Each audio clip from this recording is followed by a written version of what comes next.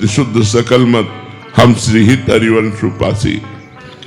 एक बार हरिव्यास देवाचार्य जी महाराज श्री भट्ट देवाचार्य जी के पास गए और कहा हम आपसे दीक्षा लेना चाहते हैं।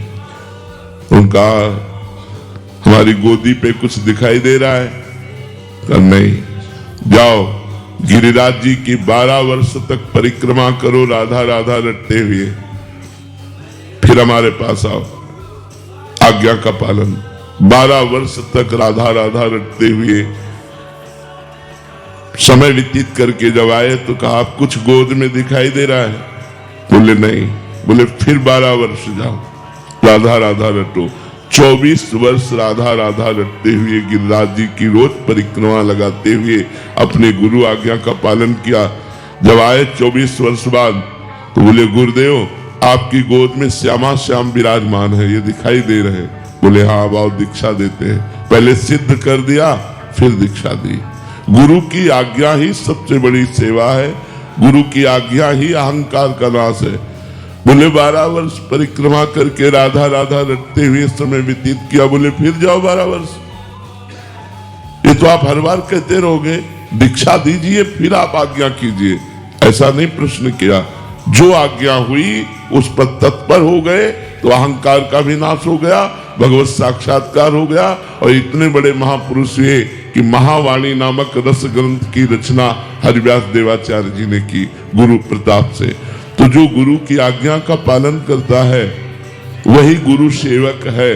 जो गुरु सेवक है वो अहंकार रहित तो हो ही जाता है, क्योंकि गुरुदेव की कृपा इस सबसे बड़े दुश्मन अहंकार पर रहती है।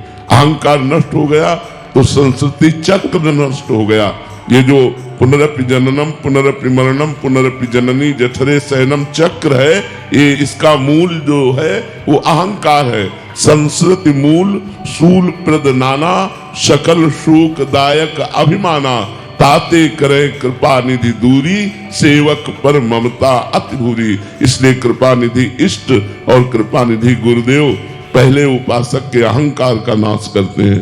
जो निरहंकार हो जाता है तब वो चिदानंद रस का अधिकारी बनता है। महाराज जी आपने गुरु आज्ञा की बात कही अभी। महाराज जी एक सवाल था इसमें कि गुरु आज्ञा का मतलब किसी और से परीक्षण कराना चाहिए? समकालीन मतलब उनके समान संत भी हों तो गुरु आज्ञा कर दिया तो दूसरे से जाके पूछते हैं महाराज। ये अपराध है, ये अपराध है, क्योंकि दूसरे संत उसको किस रूप में लेते हैं। अगर सुलझा हुआ महापुरुष है तो सीधे बोलेगा गलत, आप गुरु आज्ञा पर प्रश्न कैसे उठा दिए, चुपचाप अपने गुरु की आज्ञा का पालन करो। अगर सुलझा हुआ नहीं है तो ये क्या, कोई उपदेश दिया नहीं, कोई साधना बताई नहीं, बोले 12 वर्ष परिक्रमा लगाओ। अब 12 वर्ष तक दूर रहकर परिक्रमा, फिर ये क्या बोले 24 वर्ष लगाओ। वो गुरु की आज्ञा में कमी निकाल सकते हैं, इसलिए अपराध बनने की संभावना है।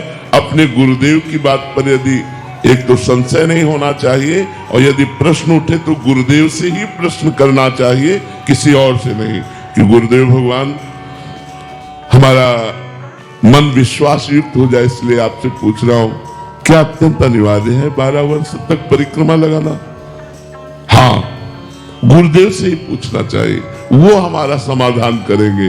प्रणपातेन च प्रश्नया, साष्टांग दंडवत करके हाथ जोड़कर नम्रता पूर्वक यदि प्रश्न किया जाए वो दोष नहीं है। लेकिन गुरु के आदेश को किसी दूसरे संत से प्रमाणित करवाना ये बहुत बड़ा अपराध बन जाएगा, क्योंकि वो बात फिर अवज्ञा के रूप में आ जाएगी। गुरु की अवज्ञा करना फिर वो परमार्थ का प्रतीक नहीं है, जो अपने प्राणेश्वर प्राणनाथ गुरुदेव की आज्ञा को किसी और के सामने व्यक्त करके उससे उसमें मोहर लगवाना चाहे, बहुत वो अल्पज्ञ है और वो अवज्ञा हो जाएगी। गुरु अवज्ञा हो जाएगी तो परमार्थ बनेगा ही नहीं।